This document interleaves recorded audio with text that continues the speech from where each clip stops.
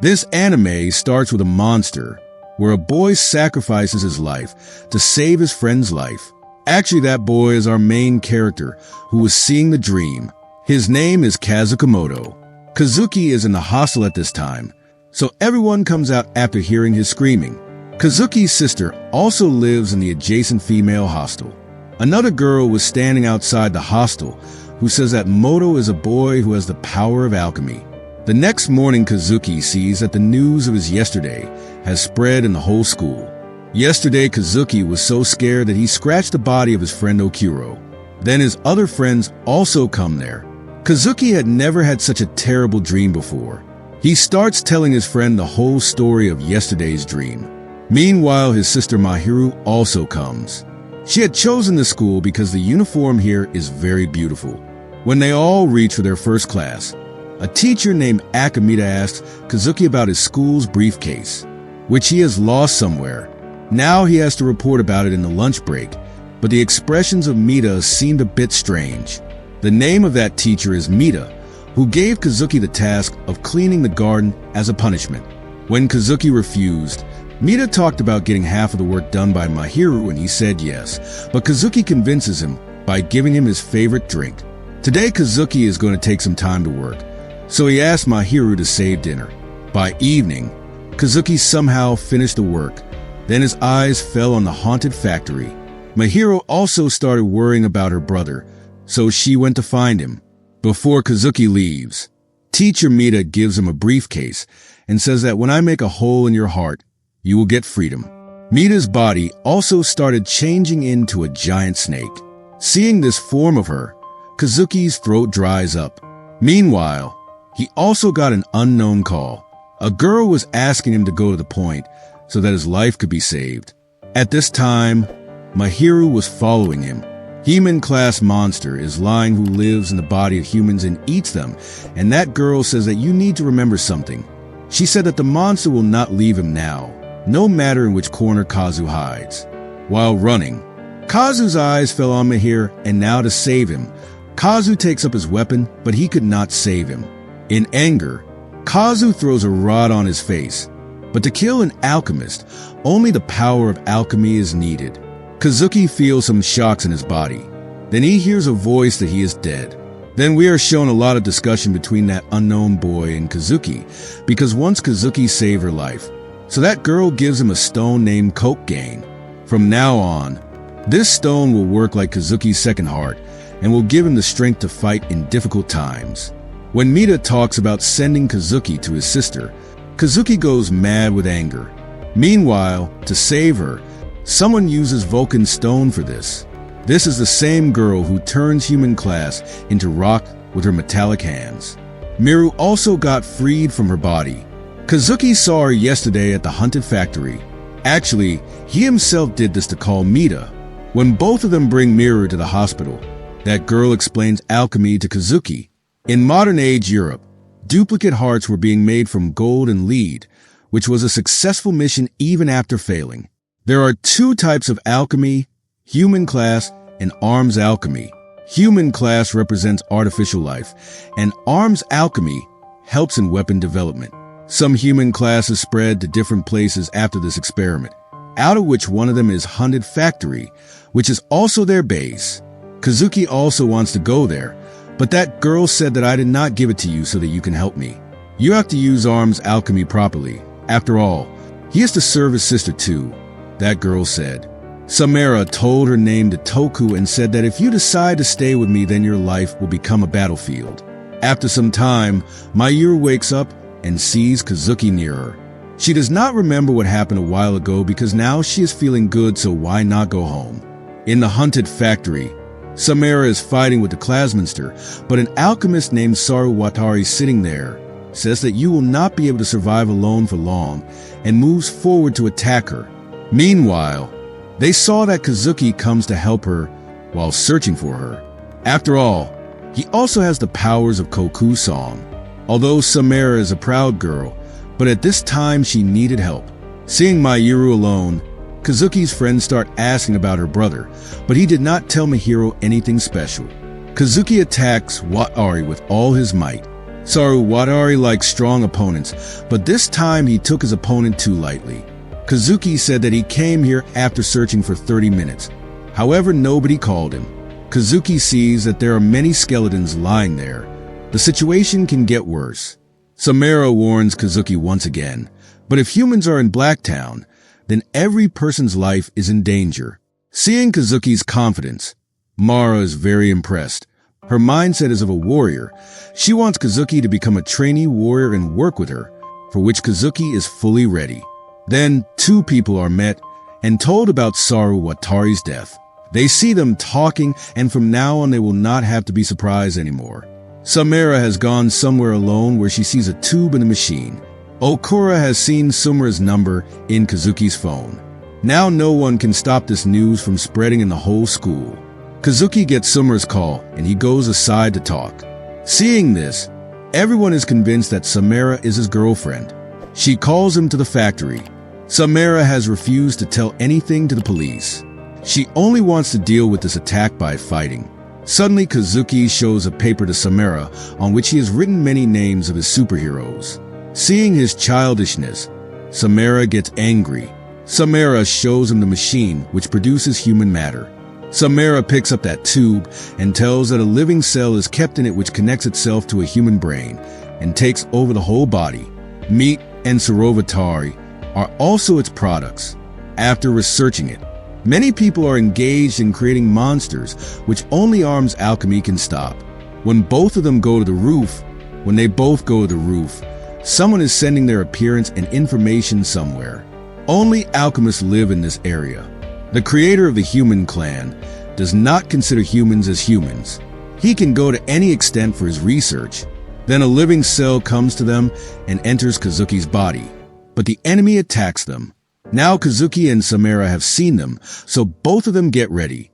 If 𝐂𝐤𝐸 throws his weapon upwards, then Samara can increase his power and speed with her power.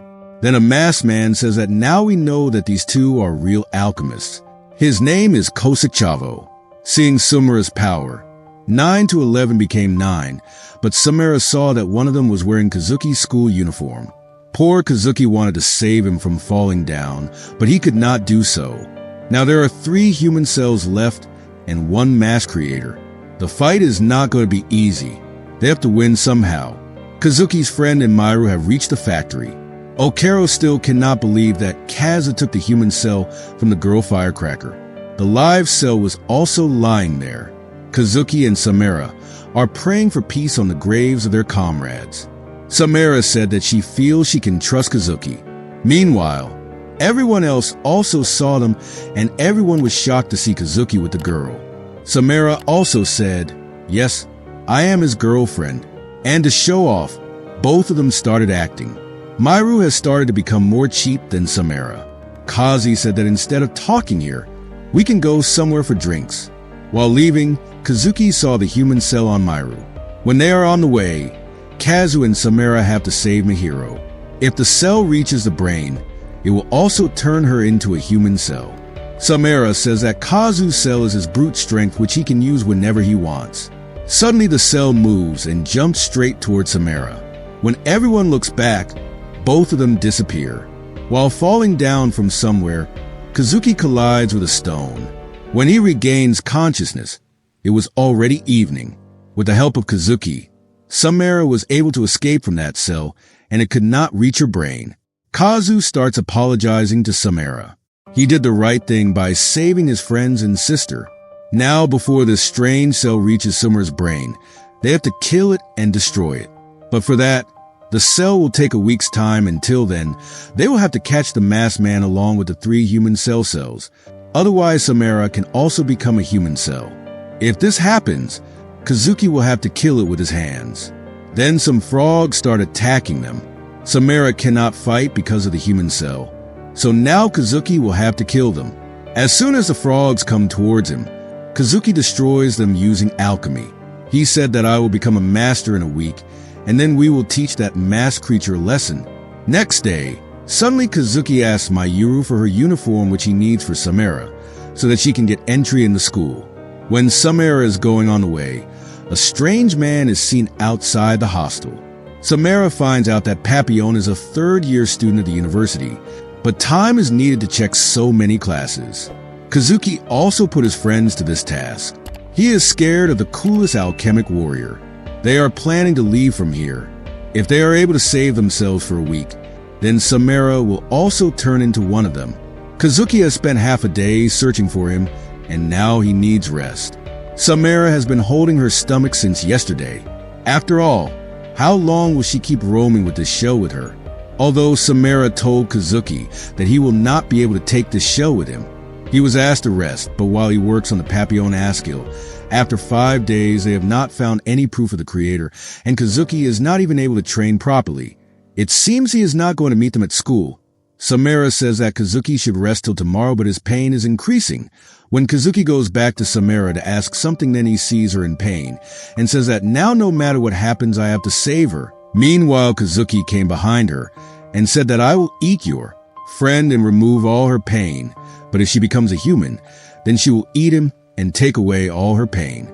If it is difficult to do so, then this auspicious work should be done now. 𝐂𝐤𝐶𝐾 hit the Jinn Frog, which belonged to 𝐃𝐈𝐒𝐿𝐲𝐫𝐢.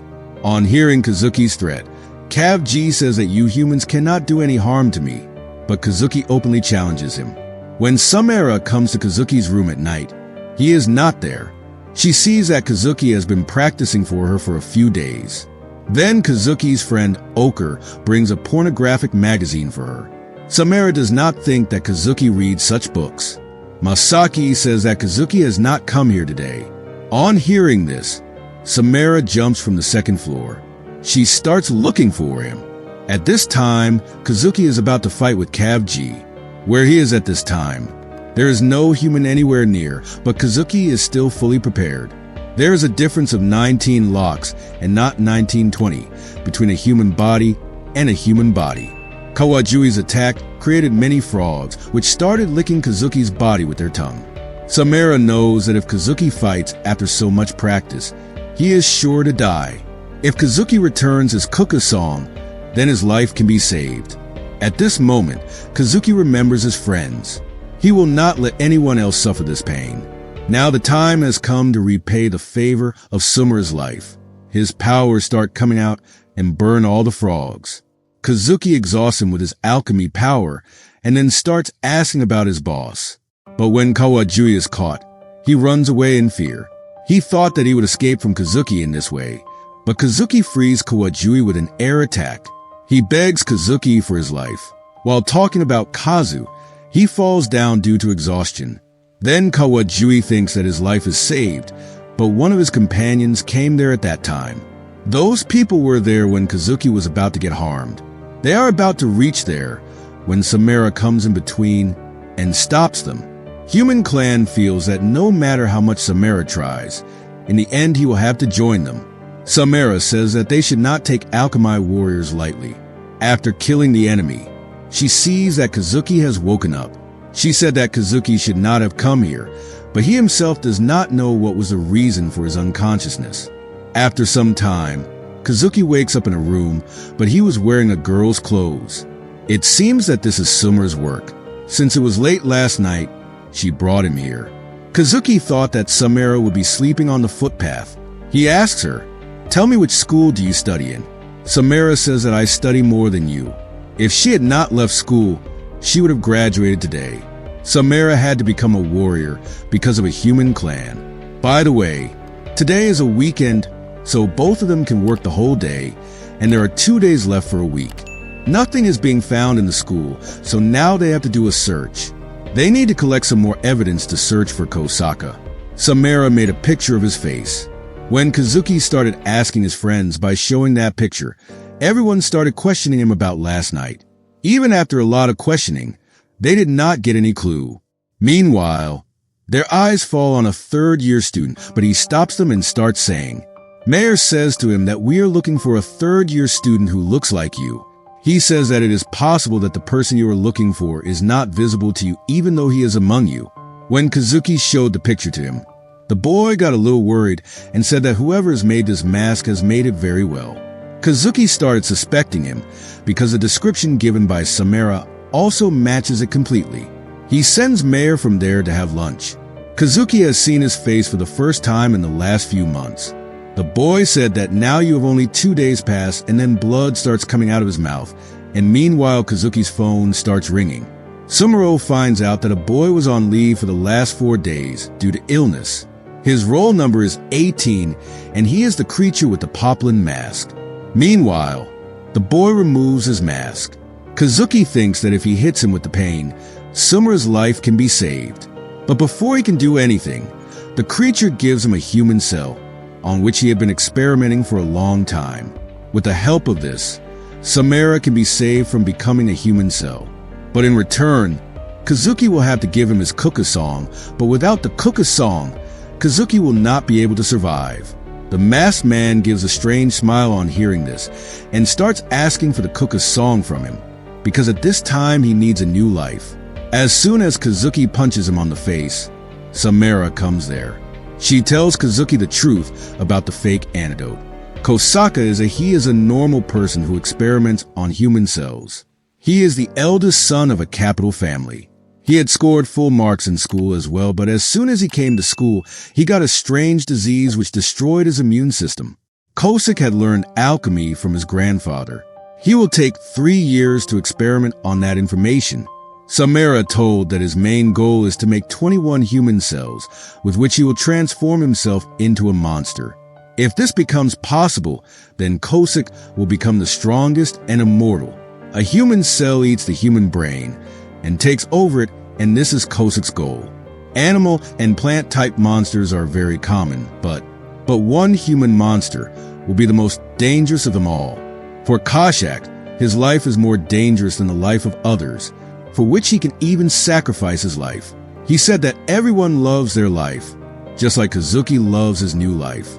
Sumero wants to destroy his machine before he becomes immortal, but at that time a human corpse is moving fast towards them, who stands right in front of them. His name is Washio. Kazuki says that you cannot kill so many people for your small experiment. Washio is ready to deal with him alone, while a crowd has gathered outside the school due to the explosion. Before both of them can take action, Washio grabs them and takes them away by flying somewhere. His speed is so fast that Kazuki is not even able to breathe, and he activates his weapons in the air with Sumero, but he does not have the ability to fly.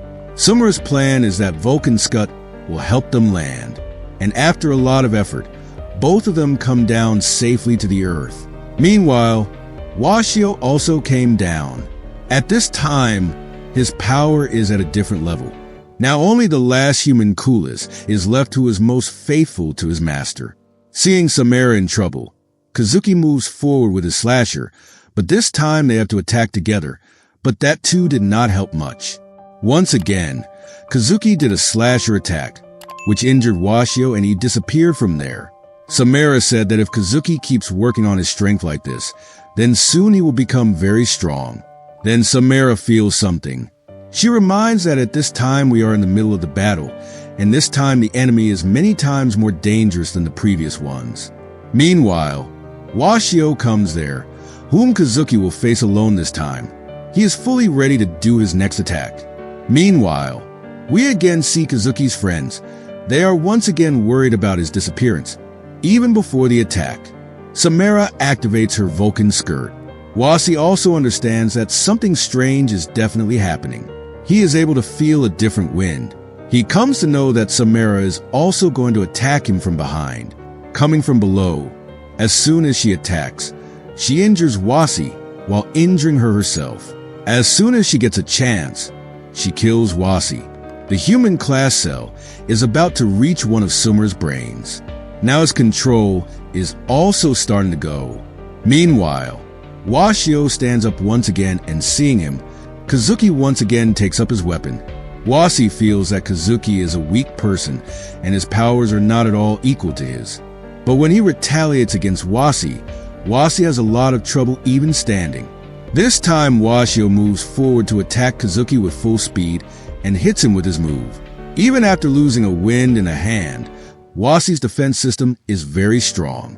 While fighting, Wasi hits Kazuki with Sumero's weapon. When asked about her, what is she like to him, Kazuki tells Sumero that she is his lifesaver. Just like 𝐂𝐨𝐲𝐫𝐲𝐫𝐢 gave Wacko a new life. When he used to be an eagle, someone shot him. It was his good luck that he fell right in front of 𝐂𝐨𝐲𝐫. Since then, 𝐂𝐨𝐲𝐫 decided that he will give her a new life. Of course, both of them are fighting for Lifesaver, but their purpose of fighting is completely different. 𝐂𝐨𝐲𝐫 is fighting only to make himself immortal, and he is afraid of death. All these things do not matter much to 𝐂𝐨𝐲𝐫 because his way of thinking is like animals. He cannot understand the difference between good and bad. Now Kazuki wraps the cloth given by Samara on his weapon. Samara knew that he would destroy his weapon and lose control over it, but it was too late. This time Kazuki attacks 𝐂𝐨𝐲𝐫 and cuts his body into pieces. Kazuki never wanted to kill him. He did all this to stop 𝐂𝐨𝐲𝐫. After his death, Kazuki takes his soul. He folds his hands for peace. Vash was the most loyal human coolest of 𝐂𝐨𝐲𝐫. It is night now. Only one day is left, and at this time both of them are in the middle of the forest. Even if they keep walking the whole night, they will only find the village in the morning. Suddenly Kazuki says that we still have a lot of time, but Samara was not in a condition to walk. Whatever has to be done, Kazuki will have to do it alone. But even if the antidote is found, it is not in Kazuki's power to return with her. So in anger, he catches hold of her and shakes her. They cannot even ask for help from the military warriors, because if they delay, Samara will become a human coolest and take their lives. She says that you are happy with your friends and sister. I should not have dragged you into all this. Immediately after which Kazuki starts running with Samara on his back. He has to save Samara's life at any cost. Kazuki has full faith in himself. The next day, Kazuki's friends think that they will go to jail for a day. Okero suspects Samara to be behind all this, but suddenly he sees that Kazuki has returned. He too beats Samara, and to hide the truth, he makes up any story about Kazu and tells it to his friends, saying that Samara has sprained his back, but as soon as he comes, he starts talking about Kazu going somewhere. He gives Mahiro the task of taking care of Samara. Okero says that you are hiding something from us, but he cannot tell the truth to anyone.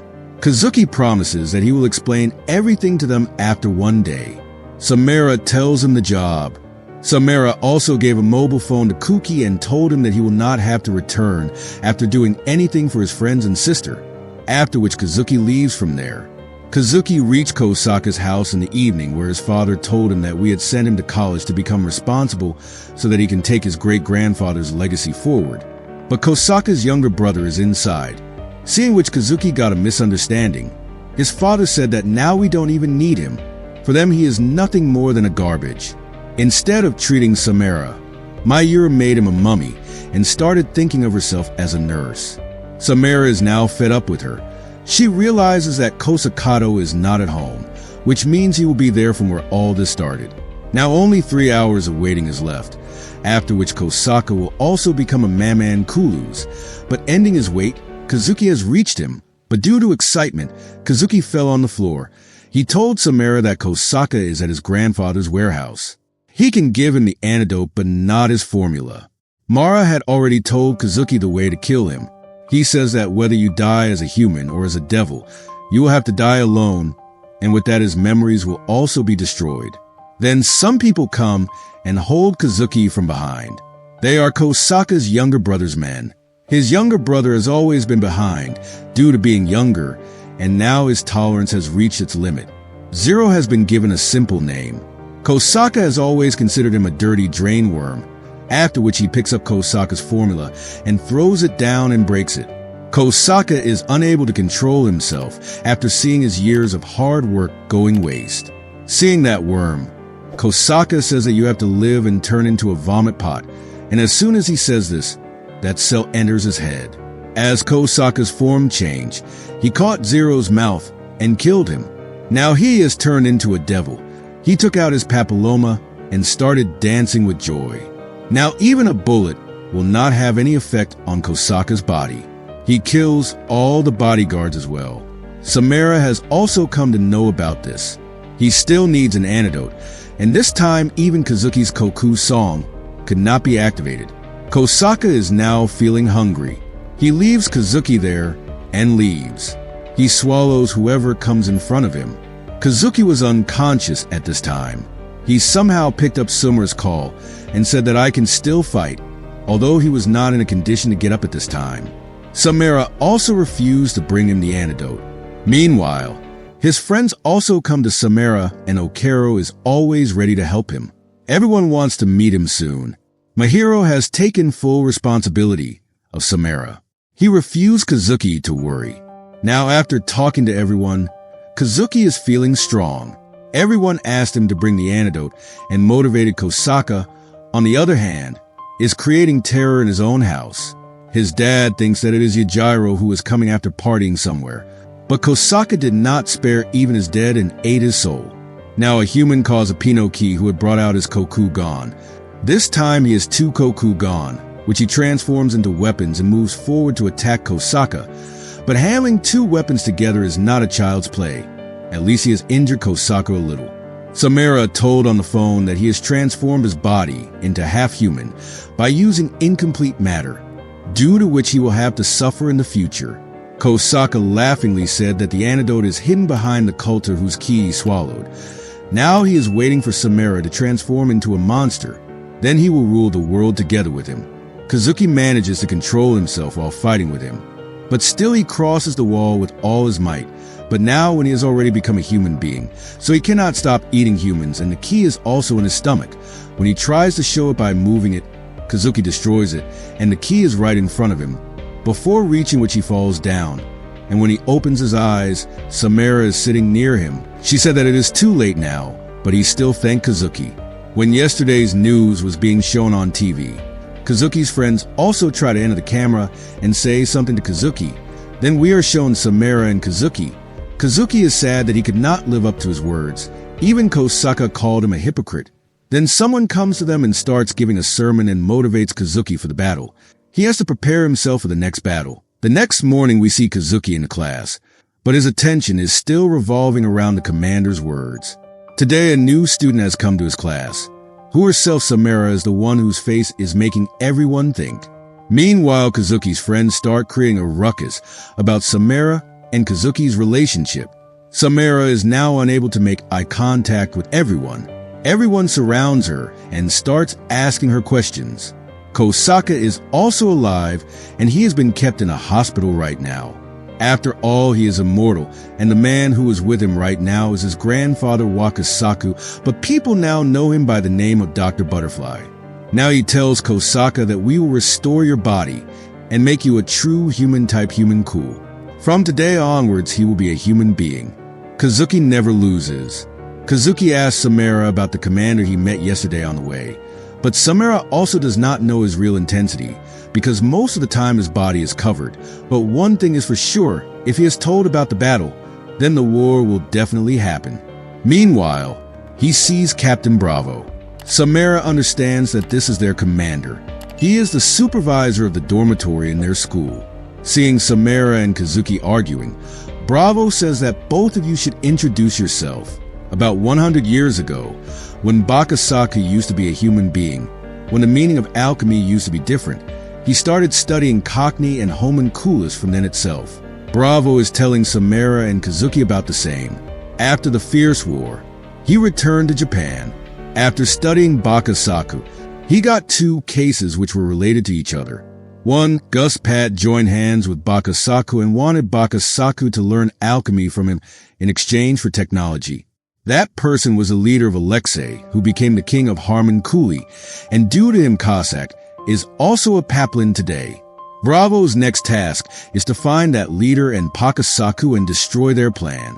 Bravo has already been sent by a partner to get information, and now all 4 people are together for the mission.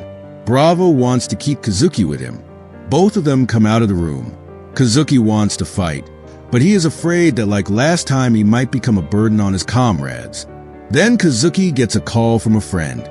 His condition worsens on hearing Cossack's voice. He called 𝐂𝐸𝐿 to meet him in the market, and he is working as a salesman outside a hotel. Today he is not in the mood to fight, and this can also be guessed by looking at his strange outfit. When Sumera asked him to remove the mask, he clearly refused. Even after getting well, his body is still weak. A fight feels good only when the opponent is ready. Then the commander also came to the shop to give the order.